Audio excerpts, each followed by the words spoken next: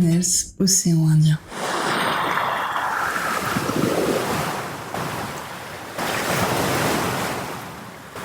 Bonjour à tous et bienvenue. Je m'appelle Anne-Sophie et si vous entendez ma voix aujourd'hui, c'est parce que j'ai décidé de donner la parole aux scientifiques de l'océan Indien. Bonjour Marion Arambourg, tu es doctorante au CIRAD à l'UMR Astre et nous commençons donc un deuxième format de podcast pour expliquer pourquoi tu travailles sur ce thème One Health. Et la première question que je vais te poser, pourquoi est-ce que tu travailles sur ce thème One Health et quels sont les challenges vécus dans ton expérience justement sur ce thème? Rebonjour Anne-Sophie. Donc One Health, qu'est-ce que ça veut dire? C'est une seule santé, c'est prendre en compte à la fois les interactions qu'il y a entre l'environnement, l'homme et les animaux pour étudier un phénomène quelconque. Dans mon cas, je travaille sur le contrôle des populations de moustiques et on cherche des méthodes de lutte alternatives aux insecticides pour contrôler ces derniers, puisque le moustique est un vecteur de nombreuses maladies à transmission vectorielle, notamment la dengue, le Zika et le chikungunya.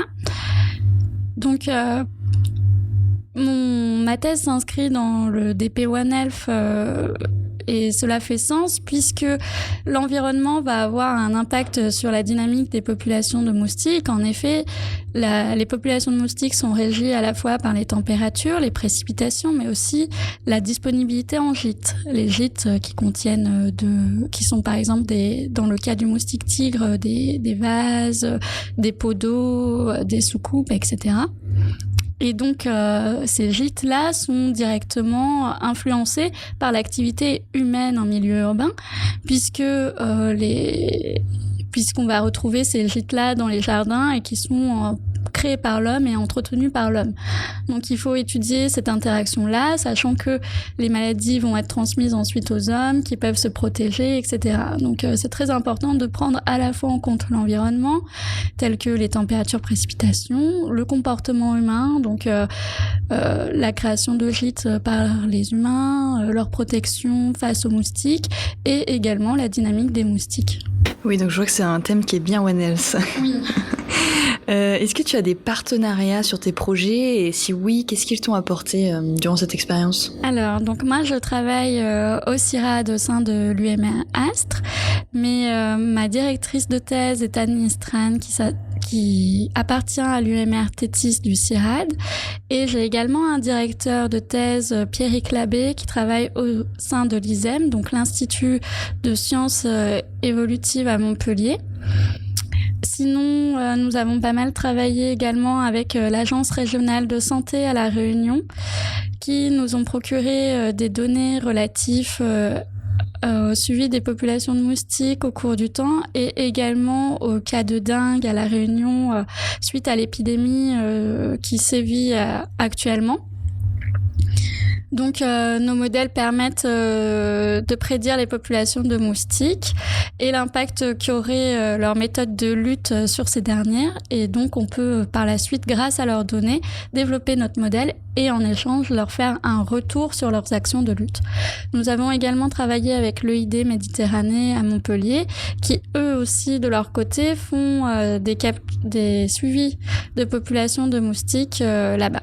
Super, merci. Aurais-tu une anecdote concrète pour nos auditeurs sur ton métier ou le projet sur lequel tu es qui symbolise pour toi ce qu'est la recherche scientifique One Health? Alors, donc la recherche scientifique One Health, ça va demander de travailler avec des personnes qui travaillent sur des thématiques totalement différentes et qui vont coopérer ensemble pour avancer sur un projet commun.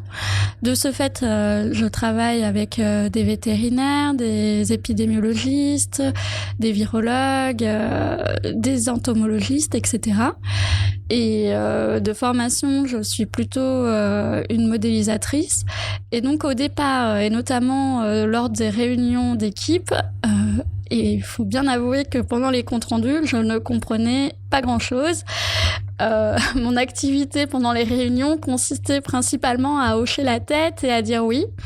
Et à force, avec le temps et puis la curiosité, on finit par comprendre le jargon de chacun et donc par savoir ce que disent les personnes en face et donc à nous-mêmes à accroître nos compétences. Voilà. Merci Marion pour cette anecdote. Donc c'était Marion Arambourg, doctorante au CIRAD à l'UMR Astre. Donc on arrive à la fin de cette interview. Est-ce qu'il y a un moyen de suivre votre travail ? Alors, j'arrive en fin de thèse, donc mon manuscrit de thèse va être bientôt mis en ligne. Sinon, j'ai un article déjà publié et un autre qui, je l'espère, sera publié également. Sinon, je vais travailler donc maintenant au sein de l'UPR AIDA et l'équipe PROSE qui travaille sur les ravageurs des cultures et notamment qui souhaite développer des systèmes agroécologiques durables en favorisant les services mis en œuvre par la biodiversité. Donc, j'aurai toujours mon adresse mail du CIRAD qui sera valide et je serai toujours présente au CIRAD. Merci Marion, c'est fini pour cette interview. Merci beaucoup pour votre temps. À très bientôt sur notre podcast Une seule santé du DP One Health. Merci à vous.